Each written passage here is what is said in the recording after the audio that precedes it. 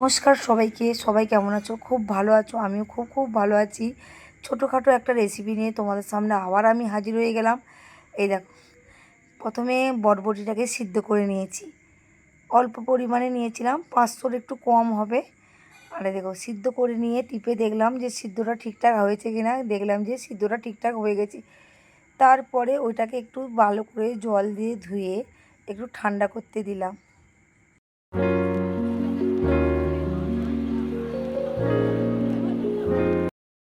এই ফাঁকে কড়াই একটু তেল দিয়ে দিলাম। তেলটা জাস্ট গরম হোক, সেই সময় আমি একটু রসুনগুলো নিয়ে নিলাম। এই দেখো, এবার রসুনের দেওয়ার পালা। কড়াই কয়েক কুচি কয়েকটা গোটা রসুন দিয়ে দিয়েছি, যাতে গন্ধটা সুন্দর ওঠে আর খেতেও যেন খুবই ভালো লাগে। তার সঙ্গে দিয়ে দিলাম 6খানা শুকনো লঙ্কা। একদম রসুন আর শুকনো লঙ্কাটাকে একদম নাড়াচাড়া করতে করতে পেঁয়াজ দিয়ে দিলাম। কেন বলতো, পেঁয়াজ না দিলে ঠিক জমবে না, যেহেতু বটবটির ভর্তা বানানো হচ্ছে, এতে তো অবশ্যই একটু বেশ টেস্টি টেস্টি লাগবে।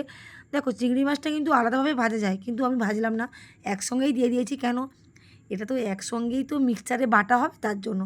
ওতে দিয়ে দিলাম নুন হলুদ দিয়ে ভালোভাবে নাড়াচাড়া করো।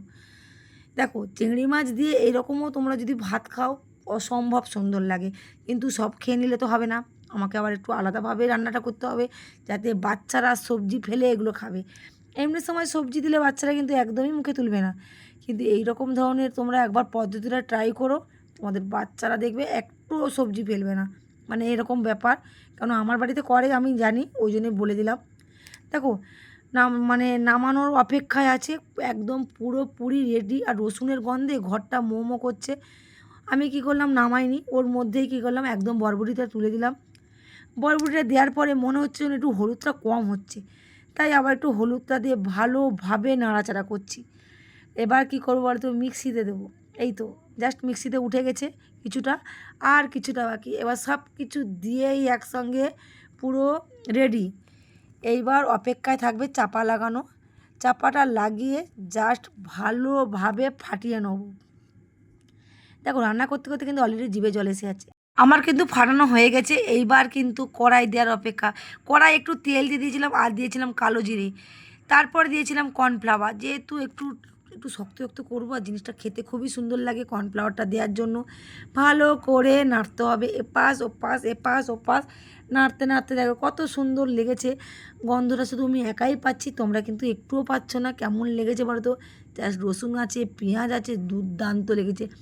কেউ বলতে পারবে এটা চিংড়ি মাছ দিয়ে কী বানিয়েছি? বটবটি দিয়ে?